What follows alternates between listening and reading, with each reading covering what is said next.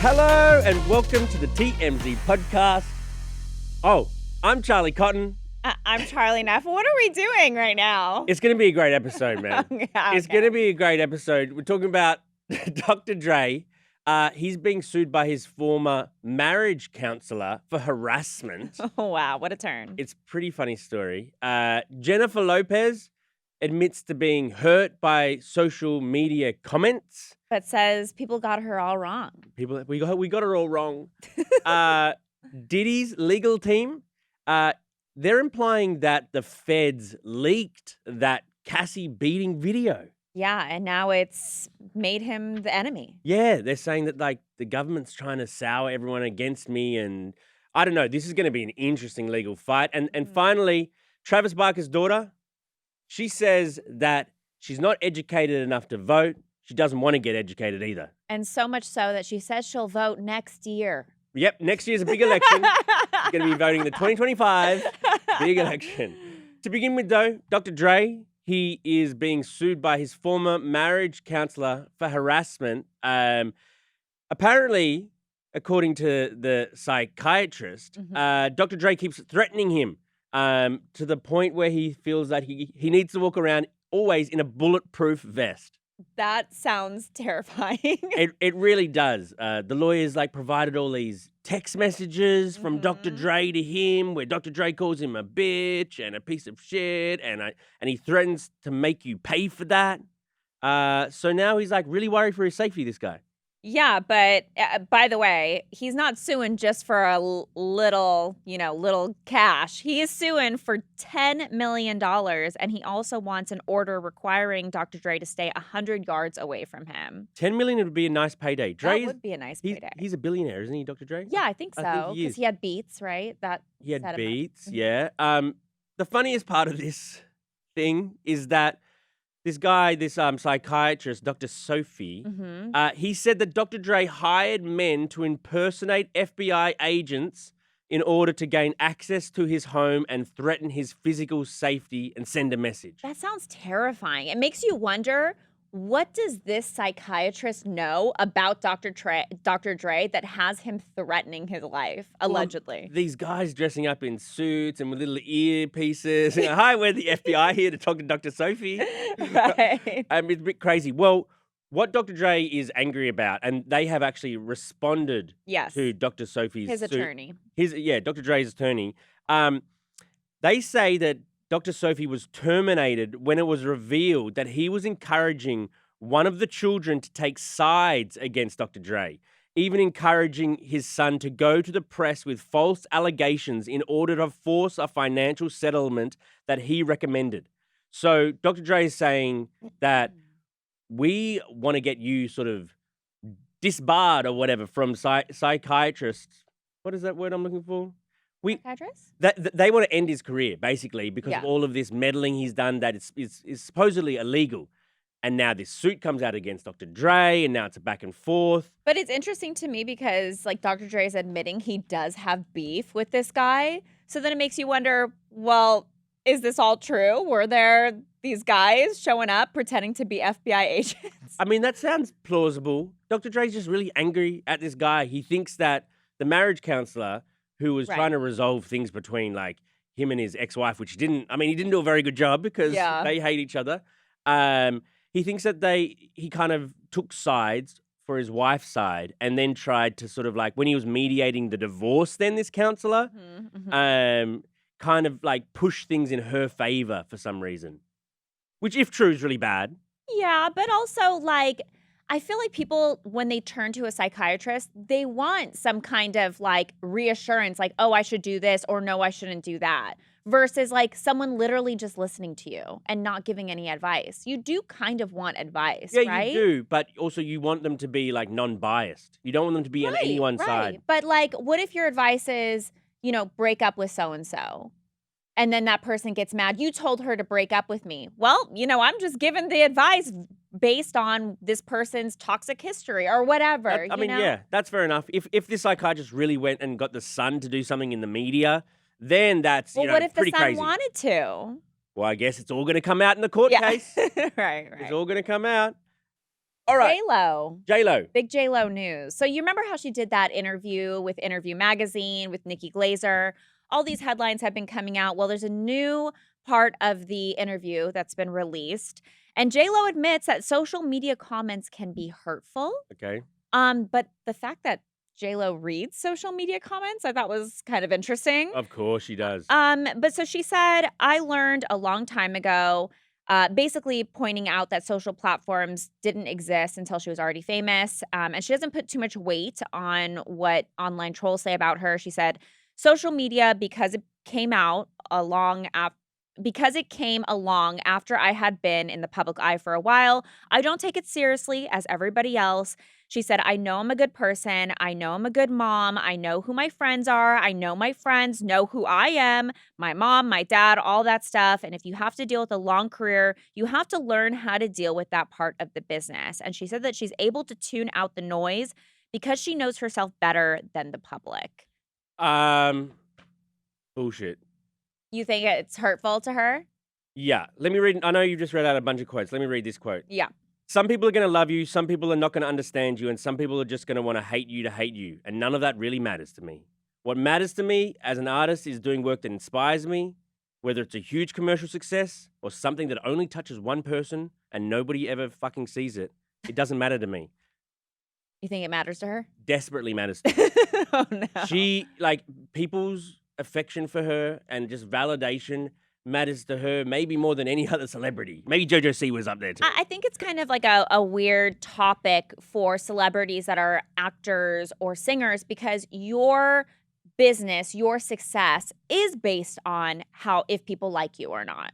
Your whole likability is your currency. So it's kind of like a weird thing where as a person, you want to be like, oh, I don't care what they have to say about me. I'm living my life. But as a business, at the same time, you probably do kind of care because that's what pays your bills. That's true. But also, like, J-Lo's got an ego, clearly. Yeah. You know, and she wants us to sort of, like, think that she's the best. Relatable. And relatable, and she does all these things that make you go, oh, really? I don't really buy it. And this too, like, I don't buy that she doesn't care at all what people, you know. You don't think that she's saying that because also there's kind of a responsibility that celebrities have or they feel like they had to kind of say, like, to the average person that might be getting bullied online.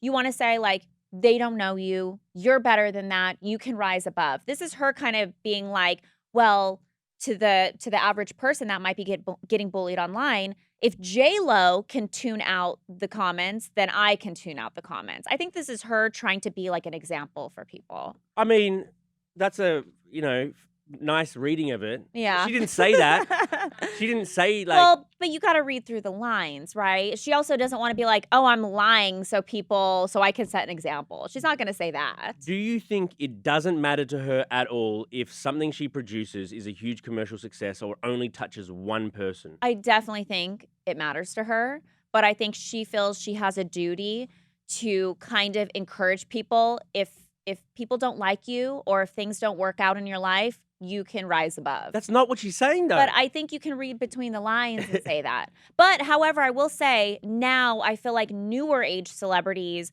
are trying to normalize being like, those comments hurt. I feel like there is a shift, but she's like the old way where it's like, oh, you can rise above. Those don't bother me. I let things roll off my back. But that's not true, though. We know Jennifer Lopez better than that. I just think she's inauthentic, and this is just more example of it. I mean, sure.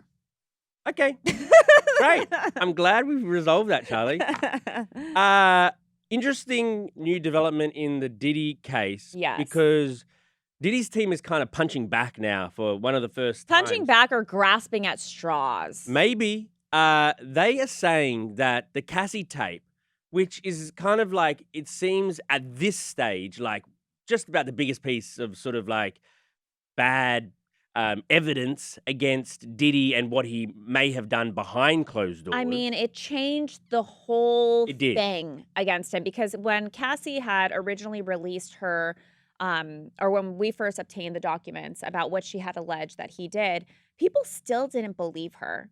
It wasn't until that video, which was horrible to watch and so incriminating, that people were then like, it turned the non-believers into believers. Right. That's true. And it really set the stage for other, accusers to come forward and feel like, okay, people will now believe me, and gave them the courage to come forward. True. Well, I mean, Diddy's team is saying that Department of Homeland Security is likely the source of the leak of that tape.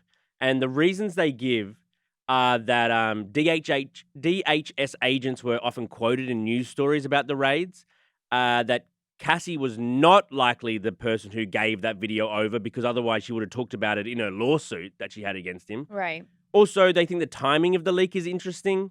There was a break in the Donald Trump case, so they think it was a slow news day to get it a bigger story. We don't know where this tape, where the tape started from that was sent Right. to CNN. Right. We don't know who that person was, but I get why they're trying to poke holes or point blame, but it's out. He did it. We've seen it. I just don't know why this is relevant, where it came from. I mean, I think morally speaking, it's not, but legally speaking, they may have a case. They may do something in court because of this supposed leak by the government that helps Diddy, or maybe it's inadmissible in court. They can't even show this at the trial, maybe because of the way it was obtained, or something like, you know what I mean? I think they're muddying the waters. Maybe it's going to affect things, maybe it's not. It's still the tape is what the tape is. It's terrible. Right. But where the tape came from may be legally relevant.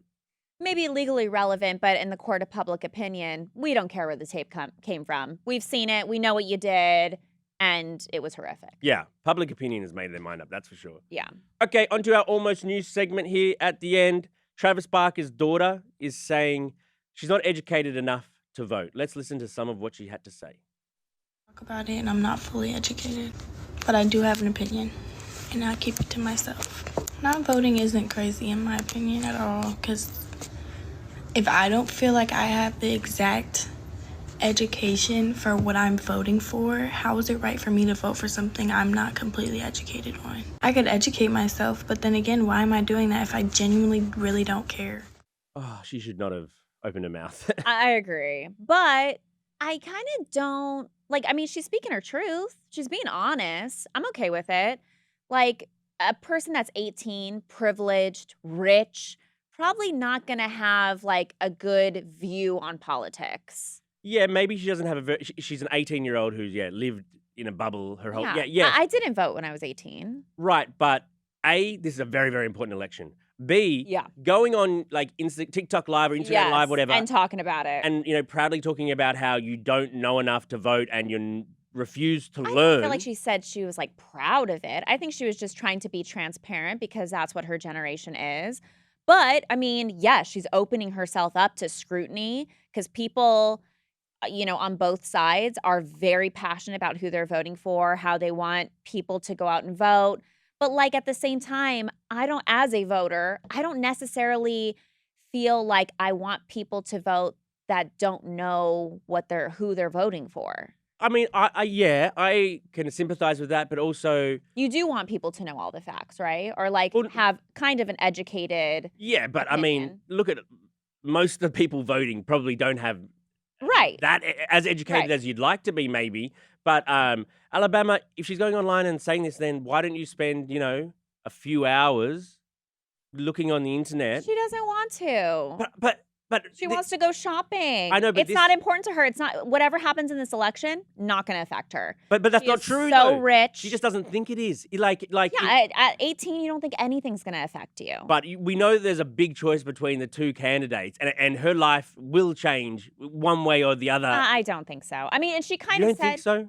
No. You don't she's think so rich? You don't think it matters if Donald Trump wins or Kamala Harris wins? I don't think it will affect her personally at all. What about what will affect her?